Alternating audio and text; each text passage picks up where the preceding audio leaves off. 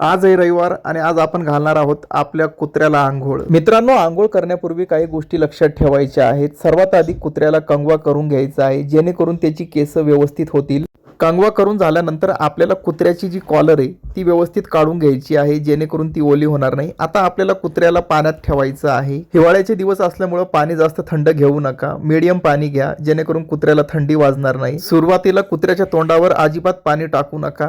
कुत्रा व्यवस्थित ओला झाल्यानंतर आपल्याला शॅम्पू घ्यायचा आहे। शॅम्पू व्यवस्थित हाताला मळून घ्यायचा आहे आणि त्याच्यानंतर घसा कुत्र्याच्या अंगाला तो घासायचा आहे। व्यवस्थित शॅम्पू लावून झाल्यानंतर आपल्याला कुत्र्याची पुन्हा एकदा आंघोळ घालायची आहे। पूर्ण शॅम्पूचं पाणी काढून टाकायचं आहे। आंघोळ झाल्यानंतर कुत्र्याला व्यवस्थित पुसून घ्यायचं आहे आणि उन्हामध्ये कुत्र्याला थोडंसं खेळू द्यायचं आहे, जेणेकरून त्याच्या अंगातला सगळा ओलावा हा निघून जाणार आहे।